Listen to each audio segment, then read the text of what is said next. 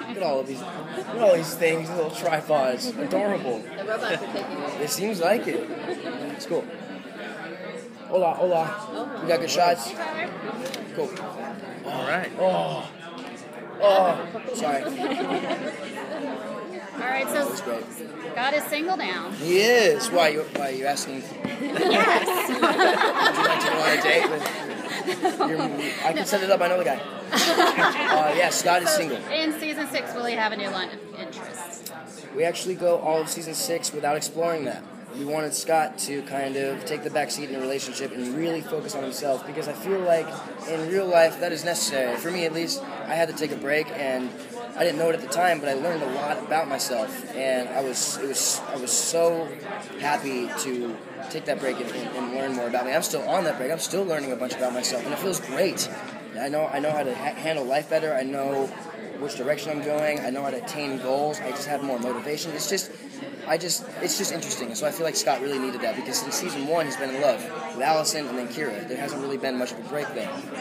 So we were excited to kind of explore that, and it was really cool seeing Scott in that light, and really focus on other things rather than his girl. Even though we love when Scott's with a girl, he's very sweet, he's very compassionate with them.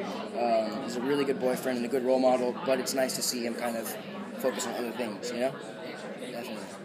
But I do miss making out with people. So bring on Love Interest Season B. I can keep talking. Always, what would Teen Wolf be without villains? If there was no, if there were no villains, there would be no show for Scott. There's no show if everyone's happy all the time. So yeah, we got villains this season. They're called the Ghost Riders. The Ghost Riders ride horses. They're like these ghost cowboy kind of things, and they don't kill you, but they snatch you. And the place that they take you is really interesting and really fun. And I love playing with this idea, because we've kind of done it once before, but we do it in a really different way, and it's really cool. And the Ghost Riders are just really intimidating, because they're kind of stuck in Beacon Hills, and usually every other villain has an agenda and wants power. These guys don't want any of that. They're just kind of doing it because it's in their blood. So it's a little creepier, harder to stop. We don't know how to stop them, and it's just really intimidating. And they're creepy as shit. They're uncomfortable looking when you stare at them. It's like disturbing, which is always good, because we're a dark show, Touched on it a little bit when you talked about Scott being alone and exploring things, but a lot of the other cast members have talked about it being a much more mature season. Yeah.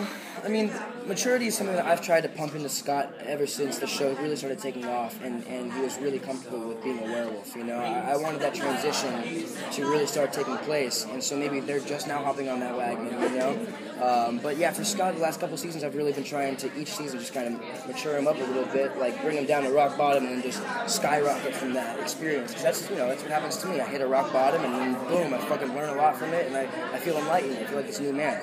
So I've been trying to do that with Scott for a while now. So yeah, this season is a little bit mature in the sense that it's not really so random, jumping around. It's kind of more linear and not as confusing. So, I mean, maybe it's more mature in that sense. I don't know what they mean. They're stupid, they're young. I've been here since the beginning, damn it. So Cody is coming back, and it sounds like he's looking for redemption. How is Scott's relationship going to be with Scott's relationship with Theo, he's not threatened by him anymore. Theo did the worst that he could do, and he didn't kill him. Theo tried to kill Scott. Scott came back to life. He is not threatened anymore. He sees Theo as more of an annoyance, but he wants to keep him around in case shit hits the fan, and he needs him in his pack as muscle and as help.